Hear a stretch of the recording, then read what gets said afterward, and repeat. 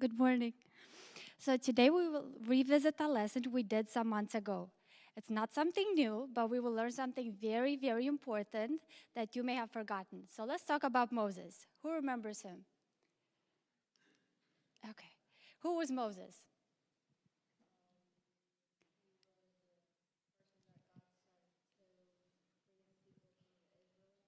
Yes.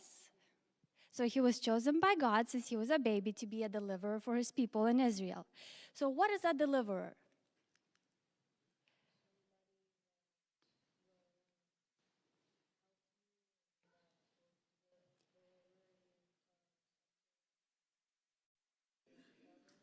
Yes, so it's someone that rescues us from harm and danger, like a savior.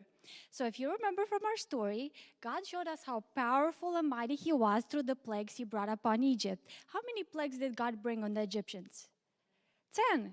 Yes, so before leading Israel out of Egypt, God chose to give one more display of his great power. He chose to fight for his people, rescuing them from the army of the Egyptians.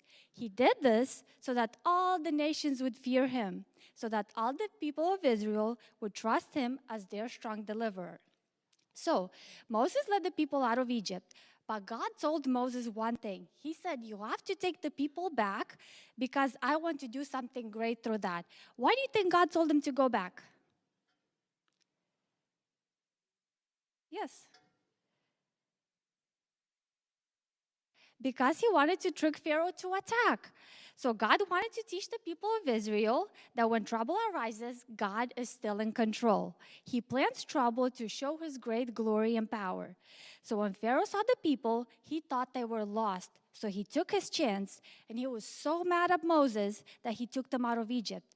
So Pharaoh took his army and all his soldiers and started to chase after the people of Israel until they reached the sea where they were camping. How do you think the people felt after they saw Pharaoh and his army following them? Scared. They were so scared. They had no hope. They were crying. They were angry with Moses. But God saw something great because everything was happening exactly like he planned. So God told Moses to tell the people, why are you crying? Don't be scared. God is still on our side. In fact, God will do all the fighting. All you have to do is just stand firm, be calm, and watch the Lord fight. All you have to do is to believe in him that he will save and trust in him. So what do you think happened next?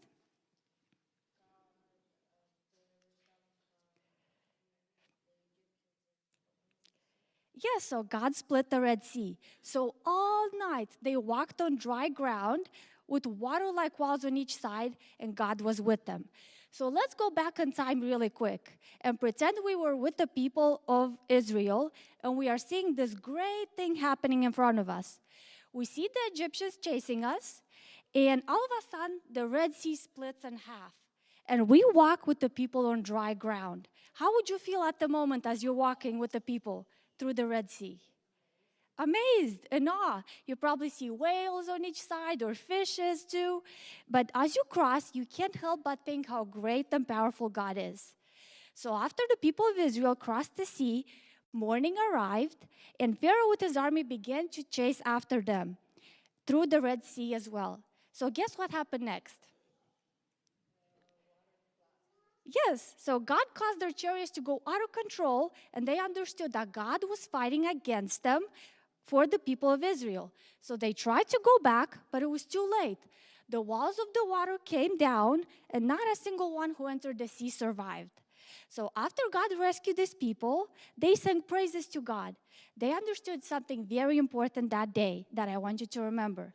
When trouble comes in our lives, and when it seems like there's no hope or no way out, we should not worry. We should not worry, but instead to trust God because he will always provide a way out, just like he did for the people of Israel. So all we have to do is to believe that he will save and trust in him because he is our Savior who rescues us from harm and danger.